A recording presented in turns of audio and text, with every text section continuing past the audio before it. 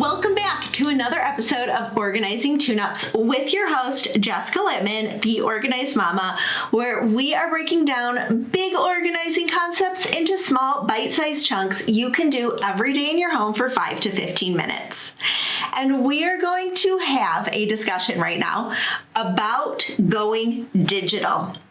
So here's the big thing. A lot of people have asked, should I go paperless? Should I go digital? What do you recommend? So I got some things to talk about because I can't answer that for you. I think you can answer them with asking yourself the right questions. So, 1, how technological savvy are you? If you're like moderate to advanced, I'd say like you can go all in and you will be totally fine. If you're kind of like, no, I'm like not, I lose everything on my phone, I like forget down, whatever, then no, don't. If you are trying to streamline things, then I would suggest looking into it. If you're willing and able to learn new skills, go for it. So that's why I can't answer it because there's so many variables when it comes to digital. So I feel like the foundation of going digital with your documents has a really beneficial impact because it does reduce paper drastically. But it's not always functional for every individual. Not everyone thinks in digital documents.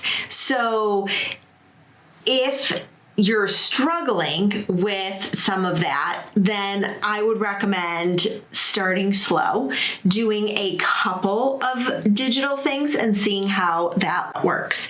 Some of the easiest things to do are turning your manuals, finding them online, downloading it as a PDF, and then saving it to your books, like your Kindle, whatever app you have on your phone, on your iPad, on your computer. And then you now have a manual that has a little search icon at the top. So if you need to look for something, instead of like flipping through all the pages of a manual for like your fridge, you can just type it into search and find it for you. I am a big fan of not holding on to manuals. If you can't find it online, then yes, hold on to it because then it probably, you're going to need it. But if you can find it online, download it to your iBooks, your Kindle, your whatever reader you have, and then it's saved there. You have your manual, and now you can flip through it like you flip through your digital books.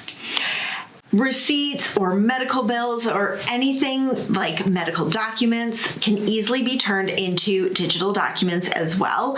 And you can create folders to kind of store and organize all of those documents so you can easily access them, especially if you're at the doctor and you don't need to carry like a folder with you. You can have it all on your phone or on your iPad, and then you have those documents with you.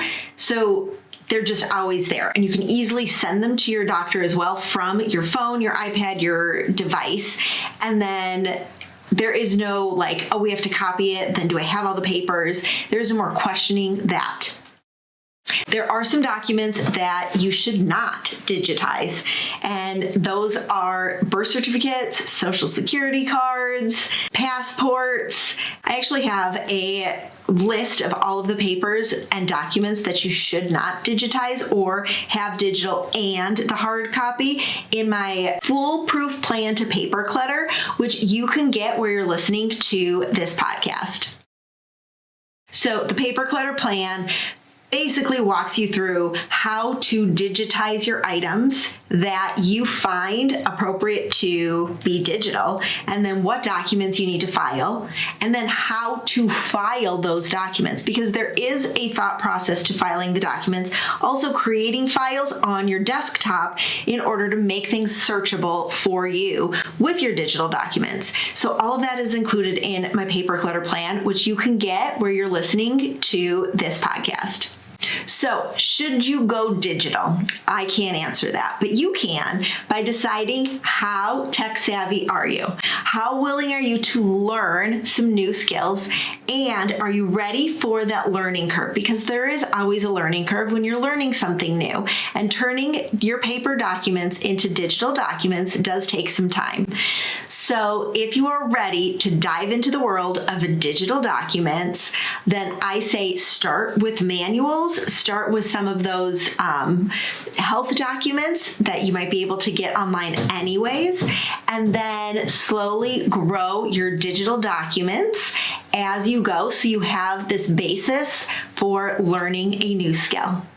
I'll see you in the next one.